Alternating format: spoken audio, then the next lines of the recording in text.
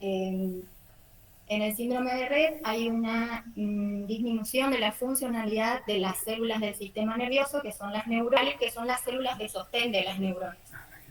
Hay un déficit en la función que tienen las células de sostén en cuanto a el sostén alimenticio o de recaptación de neurotransmisores que hacen las células de sostén hacia las neuronas, lo que confluye en general y en la totalidad que hace a este síndrome, que es que está alterada la comunicación neuronal. En el síndrome de Rett se ve una disminución o una alteración entre las sinapsis nerviosas, ¿sí? Y esto es lo que altera todas las funciones motoras o autónomas que se ven en este síndrome. ¿A qué se debe esta alteración en las neuronas? Bueno, en 1999, como ya habían mencionado, se reporta un trabajo donde asocian que la mayoría de las personas o de las niñas que tienen Rett tienen a su vez una mutación o una variante en un gen que codifica para una proteína que se llama una proteína unión, realizar las funciones celulares, ¿sí? Y estas células son que a su vez después son las que cumplen las funciones en el organismo, ¿sí? Ya sea respirar, caminar o pensar. ¿Qué pasa en el síndrome de Rett y por qué es tan importante esta conexión neuronal? Tenemos que tomar conciencia que todos los movimientos, todas las funciones vitales, todos los procesos de memoria están registrados físicamente en una conexión neuronal. Cada función que realiza mi cuerpo está determinada y está grabada en una comunicación neuronal. Si esta comunicación neuronal se ve alterada, se va a ver alterada la función. Y es esto lo que pasa en el síndrome de Rett y por eso hay tantas funciones sistémicas y orgánicas alteradas en este síndrome, ¿sí? Porque toda la conexión neuronal está disfuncional o disminuida o alterada. Bueno, la proteína de unión a metil-CpG2 es una proteína que es una proteína nuclear que además tiene la función de unirse al ADN y de activar o desactivar la transcripción génica, que es nada más y nada menos que la síntesis de proteína o la fabricación de proteínas que, como dije, son las que van a llevar a cabo las funciones celulares, ¿sí? Entonces, ¿y por qué es tan importante esta proteína en el sistema nervioso? Esta es una proteína ubicua que significa que se expresa en todas las células del cuerpo, pero en las células del sistema nervioso central se expresa hasta 10 veces más. Esta sobreexpresión, esta cantidad de expresión de esta proteína nos lleva a pensar de que es una proteína muy importante en la función de las neuronas. Y efectivamente, cuando esta proteína está alterada, ¿sí? Empiezan a fallar las conexiones neuronales y a deteriorarse toda la función cognitiva o todo lo que tenga que ver con una conexión neuronal, ¿sí? También se expresa un poco antes del nacimiento y cada vez que yo tengo que generar una conexión neuronal, ¿sí? Esta proteína está encargada de producir todas las proteínas que van a formar la sinapsis. Y como esta función está alterada, la sinapsis o la comunicación neuronal no se lleva a cabo, ¿sí? Bueno, para ver un poquito cómo es el gen, este gen MECP2 está ubicado en el cromosoma X, por eso se dice que es una enfermedad ligada al cromosoma X, pero este sistema de herencia dominante ligado al X se da solamente en el 1% de las personas, ¿sí? El 99% de las variantes son generadas de novo, no son hereditarias, ¿sí? Se generan en algún momento del desarrollo. Otra cosa gen es que el 96% de los pacientes o de las niñas que tienen Rett presentan una variante en el gen MECP2, realzando así la importancia que tiene esta proteína en esta patología. Es también importante recordar que para cada gen tiene la información necesaria para una proteína y cada proteína tiene pequeños lugarcitos o dominios que son los encargados de cumplir una función. Hay dominios que son muy conservados y estos son los dominios que son los más importantes. ¿Sí? Cuando una variante o una mutación se encuentra dentro de este dominio, la función de esta proteína está más alterada y tiene mayores complicaciones después para la sintomatología que vamos a ver en las pacientes.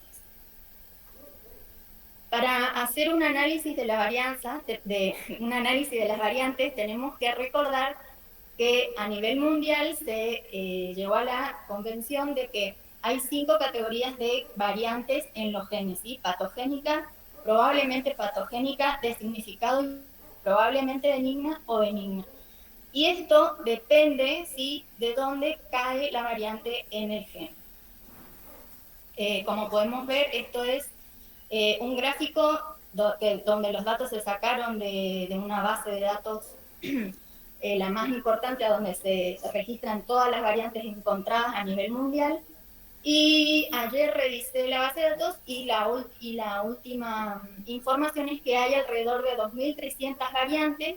De estas 2.300 variantes, 36% son patogénicas, alrededor de 900 aproximadamente. Acá, para seguir analizando cómo es el tema de las variantes, podemos ver que este es el gen, no sé si pueden ver el cursor, este es el gen, y acá este gen tiene 4 exones, y de estos 4 exones, los más importantes son el 2 y el 3. Y la mayoría de las variantes patogénicas que tienen una severidad muy grande en el síndrome caen en el exón 2 y en el exón 3, y son nada más y nada menos que aquellas que tienen mayores consecuencias, ¿sí?, en la funcionalidad de la proteína, en la funcionalidad de las neuronas y consecuentemente en la funcionalidad orgánica de las pacientes, ¿sí? Acá también podemos ver que el 60% de las variantes patogénicas son estas que se ven acá marcadas con rojo, y son las que a su vez son las más frecuentes y también son las más severas. Porque justo están en un dominio o una parte de la proteína que son muy importantes para cumplir su función de crear las proteínas que van a estar encargadas de generar la sinapsis, ¿sí? Acá puse más o menos lo que decía en la anterior, describiendo cada una de las variantes, ¿sí?, que se encuentran en mayor porcentaje, y podemos ver que las primeras 4 tienen síntomas más severos, ¿sí?, donde pierden la capacidad de caminar o de hablar o de comunicarse, ¿sí? Y después, bueno, van disminuyendo la severidad, que como vimos hoy pueden llegar a recuperar la comunicación o moverse más o controlar mejor sus movimientos.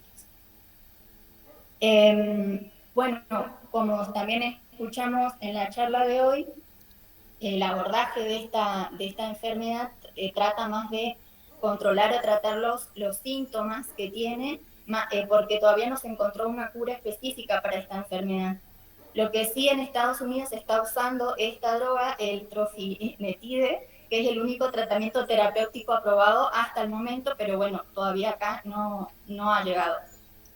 Otra cosa importante es que la terapia génica tiene mucha perspectiva para el futuro, porque no solo para este síndrome se están llevando a cabo muchos estudios, sino que para muchos, o sea, el avance que se haga en cualquier patología va a también servir para esta patología. Y al final les voy a contar un poco cómo nos manejamos acá en el Instituto de Genética cuando se llega o se tiene una sospecha con síndrome de Rett, ¿sí? Lo primero que sucede es que la ven las médicas clínicas, médicas genetistas, que bueno, van a hacer una evaluación y van a hacer una interconsulta, y lo bueno de este hospital o de este parque de la salud es que tanto en el hospital de adultos como en el pediátrico se están implementando la modalidad de hospital de día para atender a estas patologías y que estos pacientes sean vistos, ¿sí?, por la mayor cantidad de especialistas posibles, ¿sí? A su vez, bueno, están los citogenetistas, el área psicosocial, que acompaña más que nada en principio a la familia y los ayuda con toda la parte de los trámites más con la obra social, o si no tienen obra social, cómo tienen que conseguir los turnos para los diagnósticos, ¿sí? es muy importante la bioinformática porque hace un análisis y un estudio de las variantes que podemos encontrar y como vimos, cada variante está asociada a una severidad diferente o a una manifestación clínica diferente del síndrome. Entonces es importante saber no solo qué variante tenemos, sino qué otra información nos puede ofrecer, ¿sí?, el área de bioinformática. Y bueno, entre informática y biomedicina son los que nos ayudan a predecir más que nada cómo se puede llegar a comportar una variante. Y por supuesto el área de genética molecular y genómica, que es la encargada de hacer el diagnóstico molecular a través de, sí, la extracción de sangre, mandan la muestra dependiendo de qué empresa tenga el panel más adecuado para esta patología. Entonces, bueno, eso es más o menos lo que hace el instituto. En los últimos 5 años se diagnosticaron a 3 chiquitas con el síndrome de Rett, encontraron variantes patogénicas donde la proteína estaba directamente por la mitad o trunca, como se llama, por lo que no puede cumplir su función. Y eso es más o menos lo que hacemos acá en el Instituto de Genética. Así que bueno, cualquier consulta o duda que tengan se pueden acercar o a mí o a cualquiera del instituto, que siempre estamos predispuestos a ayudar. Y también.